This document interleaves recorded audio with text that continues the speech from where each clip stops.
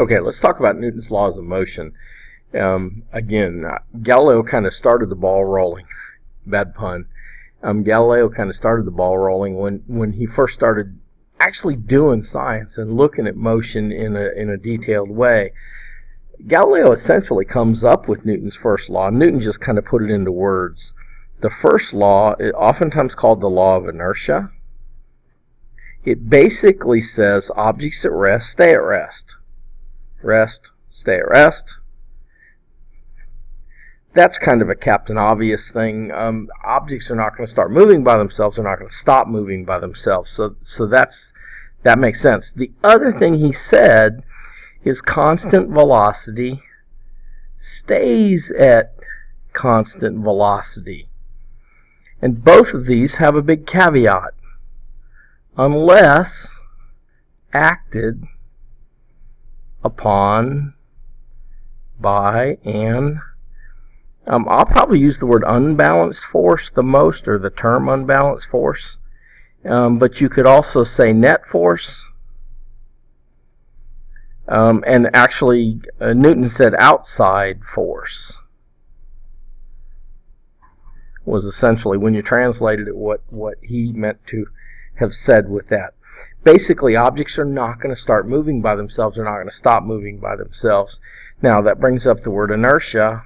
Inertia is a resistance to change in motion. What it really does is measures an object's mass, is what it really does.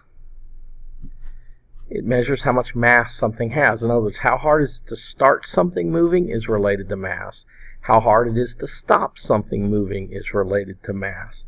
Big objects naturally have a lot of inertia, and they have a lot of inertia whether they're moving or whether they're not moving. So that. Now, second law.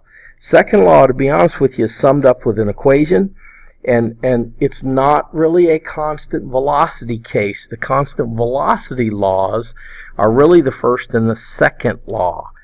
The first and the third law. I said that wrong.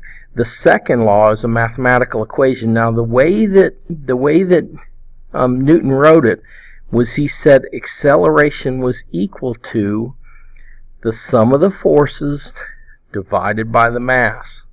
Now, by the sum of the forces, what we mean is the unbalanced force, or net force.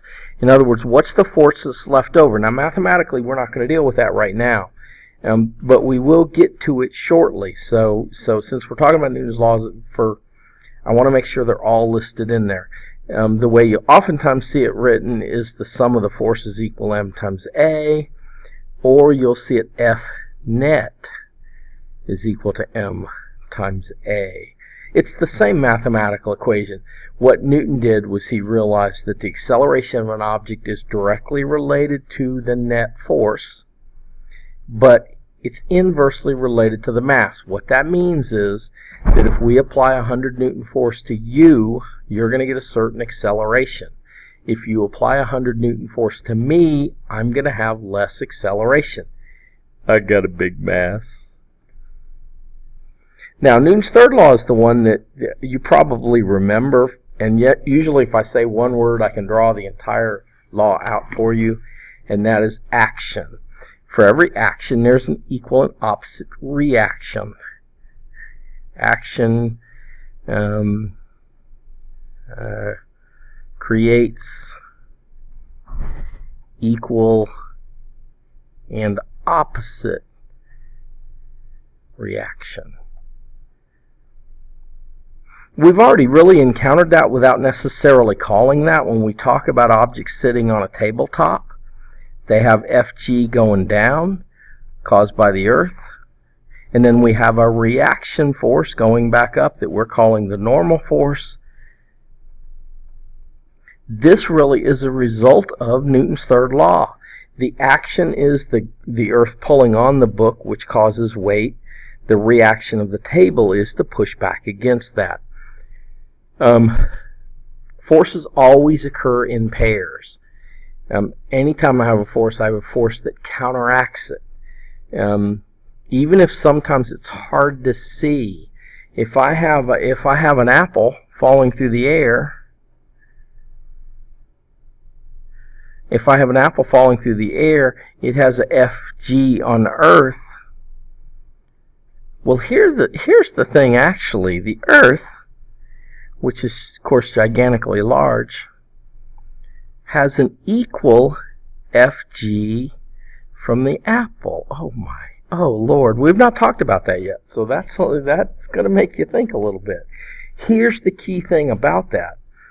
This force is equal to this force. So in other words, if the apple is pulled by the earth with a certain force, the apple actually pulls the earth with the same force. Oh no, that's just amazing. Now, so what that means is this force equals that force. Oh no. I want you to think about that for a minute and think about how that can be the same. And then to be honest with you, you need to ask me in class about that, because I want you to ruminate on that for a while. I think it's an important concept to think about. Now remember, right now we're just talking about constant velocity. We're not delving heavily into the second law. We are going to use the first law and the third law quite a bit. That's why I wanted to introduce you to it. Hope this helped, and of course obviously we're going to spend a lot of time with this. This is one of the fundamental crux of classical physics, is understanding Newton's laws and their ramifications. Hope this helped.